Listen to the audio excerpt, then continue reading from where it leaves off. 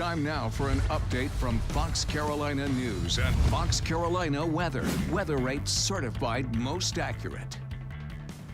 Good evening, everyone. I'm Shale Remien. Thanks for being with us here on the 6 o'clock news. Breaking news coming out of Simpsonville. Police are asking for your help finding this endangered man, Truhan McCray. Now, we know that he suffers from dementia and left home on 2 Gant Lane around 10:30 Sunday morning. He was last seen wearing a black sweatshirt and black pants. This is a look at his car. It's a 2016 Toyota Camry with the license plate 137-3PY. It was last seen on North Main Street there in Greenville. McCray is described as being 5'10" with white hair and brown eyes. Anyone with information about where he is needs to call Simpsonville police as they are actively looking for him. And more breaking news into our newsroom. Just a short time ago, a gunshot victim is found in Greenville County. Now, dispatch confirmed to us just 40 minutes ago that Greenville County deputies were responding to someone being shot along Crest Lane. That's right near Buncombe Road. We just got that picture from an eyewitness there on scene. We do have a crew en route to figure out what led up to this. We just got a report a second ago from the sheriff's office that confirms that this did happen at 1410 Buncombe Road, and they say deputies located an adult male that had been shot at least one time. Now, that victim was transported to a local hospital. They are receiving treatment. Of course, we'll keep up with this leading up to the 10 o'clock news.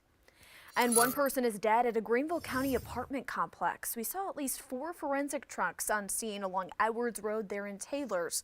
Law enforcement says they found a person dead at Cliffwood Terrace after getting a call after 3 a.m. We are still waiting to hear about who this victim is. And taking you to a suspicious story coming out of Spartanburg. Deputies say someone threw a cinder block into this glass storefront and then went on to pour some kind of liquid all over the floors before that fire started. Arson investigators are now sifting through all of that evidence. Of course, as soon as we know what they find out about this, we'll pass it along. People across New York City grieving after an officer was killed in the line of duty. This is aerial footage coming from a Harlem apartment where the officers were responding to a domestic call. A woman called 911 about her son. 3 officers walked into the back of the apartment where her son was waiting. And Jason Rivera, this officer right here, was shot at least one time, killing him instantly. 2 other officers, unfortunately, were shot, still in critical condition. Now, meanwhile, a similar scene in Houston, Texas is going on where a deputy was killed during a traffic stop. Harris County Precinct 5 says the shooting happened early Sunday morning after midnight. Law enforcement says the deputy pulled over a car for a traffic stop when the suspect got out of the car and simply fired a gun several times and then just drove off.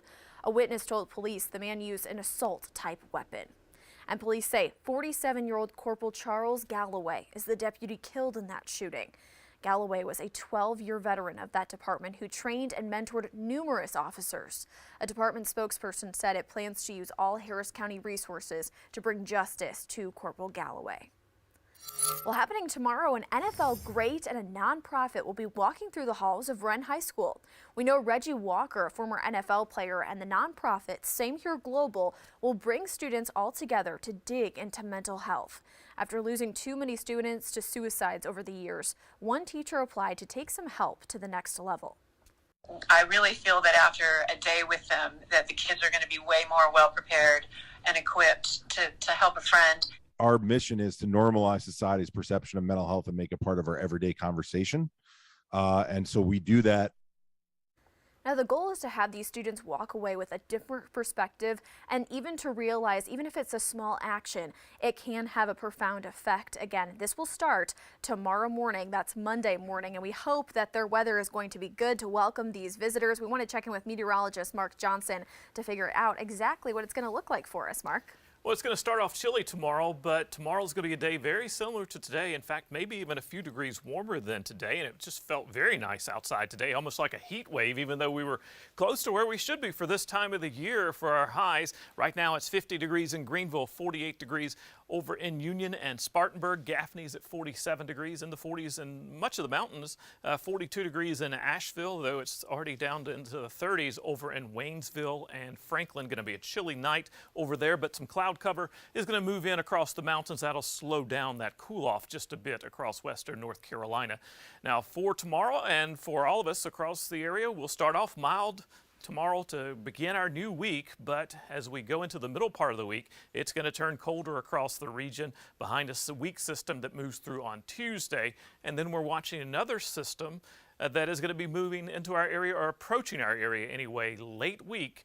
And it's going to be moving out of the Gulf of Mexico, and depending on how close it gets to us will determine if and what type of precipitation we may get going into Friday evening and early on Saturday. You can see mostly clear skies across our area. We had a few high thin clouds move through earlier, but now we have mostly clear skies, and as we go through the night, we'll see those temperatures dropping out of the 40s into the 30s by 9 p.m. and 36 degrees by 11 p.m. in the upstate, and for western North Carolina, 36 at 7, and we'll be around freezing by 11 p.m. in the Asheville area. Overnight, we'll dip down to 27 degrees to start the morning tomorrow morning in the upstate, and for western North Carolina, you'll see the clouds increase, and again, that'll eventually slow down that cool down across western North Carolina, but you're still going to drop down to around 24 degrees with some breezy conditions as well. Tomorrow morning, there you see some clouds across western North Carolina, even a few across the upstate, but we'll call it partly cloudy.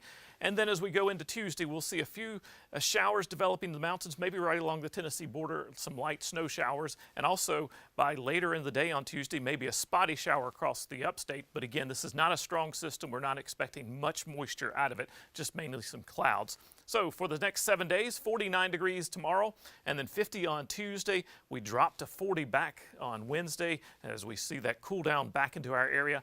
And Thursday into Friday, we'll stay in the chilly range with 43 on Thursday. Look at those morning lows by Thursday, 17 degrees. Friday, we have about a 30% chance of potentially some wintry precipitation across western North Carolina. And that system moves out pretty quickly. This should move in the moisture sometime on Friday afternoon into Friday night, move out on Saturday and cool off. 34 degrees on Saturday and 44 on Sunday. For the upstate, here's what we're expecting for us. 54 degrees on Monday, a slight chance of a spotty shower with a mixture of clouds and a little sunshine on Tuesday.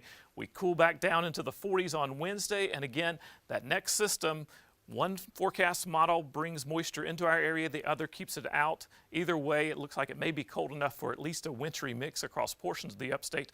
We'll fine-tune that forecast with those models, hopefully agreeing better as we get closer to Friday. But keep on checking back with the Fox Carolina weather team for an update on that forecast. And the next weekend, as long as it moves out, looks pretty nice, just chilly, with highs in the 40s and lows in the 20s. Now let's go back over to Shale.